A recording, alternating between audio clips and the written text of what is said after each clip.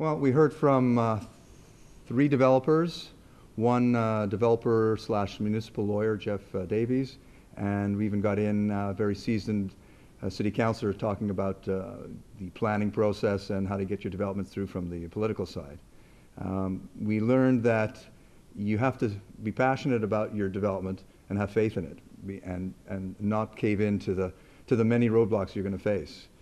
We spoke a lot about NIMBYism, and that's always going to show up, and it's going to show up more and more because of the intensification that's going on in the province. There's less and less greenfield. It's all going to be intensification within the cities, and even though people want to see new housing, they don't want to see it in their development.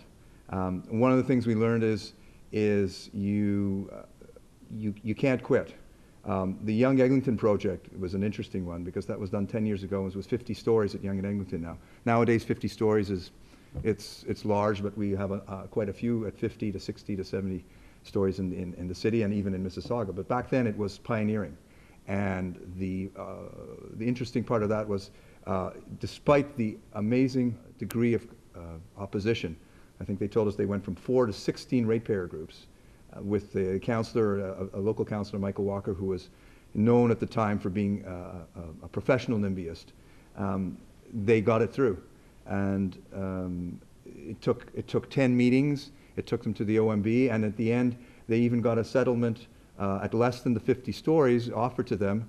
But Minto felt that, given where they were building, that they could get it through, and they stuck to their guns. That's one where they actually went through to the nth degree.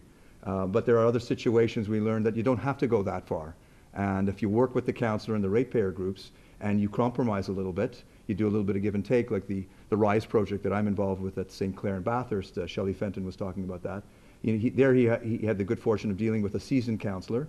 It was on a main road, outside the Avenue Road study, so there was no, it was outside the type of high buildings that we were looking for, but he worked on it for 9 months, and Shelley is very persistent and was able to negotiate a settlement at a little less than what he wanted. Jeff Davies was very interesting because he went through the different type of NIMBY kind of approaches you're going to end up with. Some people just want what I call bribery. They want something for your development, and a new park, a new pool, money to fix the roads, whatever, and that may be what gets you through. Other ones, it might be some magical cap. He talked about a numerical cap, and if that's what they want, you try and work with that and build within that. Hopefully you end up with the number one type of NIMBY group, which is, good community planning, discussions, compromise, and you end up with a project that works for everybody. But then you have the fourth one, and that's where you always have to be ready, and that's why the OMB is so important, is where you run up against a wall, and they're not going to bend. Just like the Yonge Eglinton, those people were not going to bend no matter what was happening, because planning was in support, the studies were in support, and yet you had tremendous opposition. So there you have to stick to your guns and go through to the nth degree. The other part was we had Joe Mahovic there, who's a very seasoned councillor.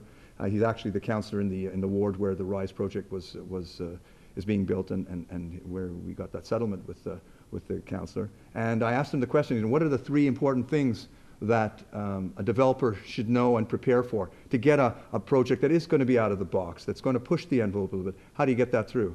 And he said, number one, I mean, there's no magic, but he said you gotta work with the councillor to the extent you can.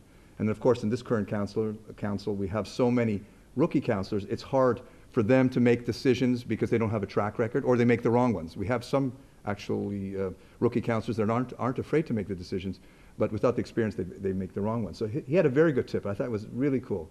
For those kind of people, you make friends with a seasoned councillor that's friends with a rookie councillor, because then you have an in. You have someone who can talk to you, understand the issues, and has credibility with that councillor. So I thought that was probably one of the most interesting things that came out of there. Obviously, have good planning, preparation, lots of discussions with the community, and patience. These things do not happen quickly. You've got to be ready to go through the process a long time.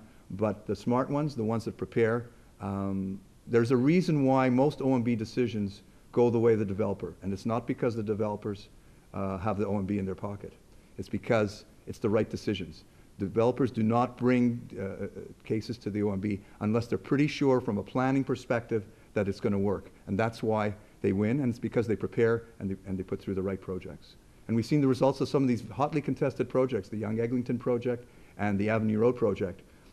We saw what they looked like afterward, how they ended up in the community, and how they impacted on the community from access to roads, and they've been just fine. In fact, they've enhanced the communities.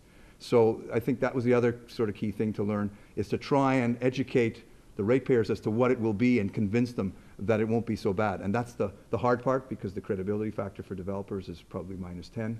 But when you look at the projects that have been created, there's very few that have created the havoc that any of the ratepayers groups have been worried about. So it was a very interesting session. All the developers are very passionate about their projects, and they want to create something that's going to work. They're not in there just to get in and out, because all of these developers are in it for the long term.